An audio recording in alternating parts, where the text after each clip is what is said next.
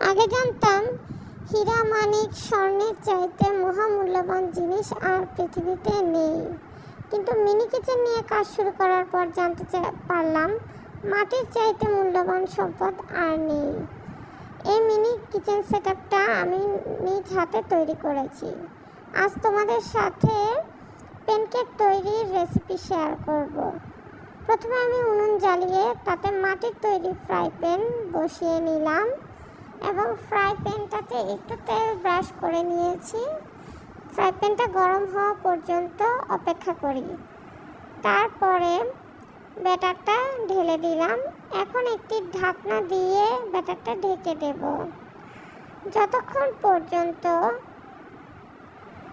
এক side brown colour না হচ্ছে ততক্ষণ পর্যন্ত অপেক্ষা করতে হবে। এবার ঢাকনা খুলে দেখে নেই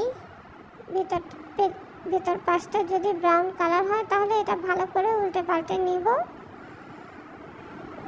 দোনো পাশ ব্রাউন কালার করে নামিয়ে নেব। এটা কিন্তু আমার ইউটিউবের প্রথম লং ভিডিও, তাই ভুল ত্রুটি হচ্ছে সেটা আমিও বুঝতে পারছি। দয়া করে আপনারা ক্ষমা সুন্দর দৃষ্টিতে দেখবেন। আমি চেষ্টা করব নির্ভুলভাবে পরবর্তী ভিডিওগুলো তৈরি করার জন্য। যেহেতু এটা আমার প্রথম ভিডিও তাই নিজে খুব নার্ভাস লাগছে আর কথাগুলো সব এলোমেলো হয়ে যাচ্ছে। কথা বলতে বলতে ব্যাটার তৈরির রেসিপি বলতেই ভুলে গিয়েছি।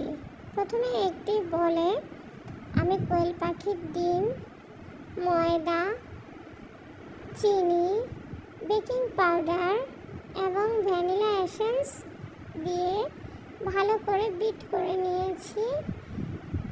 আপনাদের সাথে কথা বলতে বলতে আমার প্যানকেকগুলো তৈরি হয়ে গেল।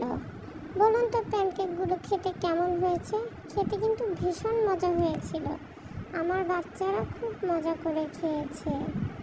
আপনারা যারা শৈশবের স্মৃতিগুলোকে মনে করতে চান, ছোট ছোট হাঁড়ি পাতিলে রান্না দেখতে ভালোবাসেন, তারা অবশ্যই আমার চ্যানেলটি সাবস্ক্রাইব করে দিবেন, সাথে লাইক কমেন্ট করে পাশে থাকবেন। আর পরবর্তীতে কি রান্না দেখতে চান কমেন্ট করে জানাবেন। আমি আমার সাধ্যমতো চেষ্টা করব আপনাদের পছন্দের খাবারটি আমার মিনি কিচেনে রান্না করার জন্য। সবাই ভালো থাকবেন, সুস্থ থাকবেন। সবাইকে অসংখ্য ধন্যবাদ। আল্লাহ হাফেজ।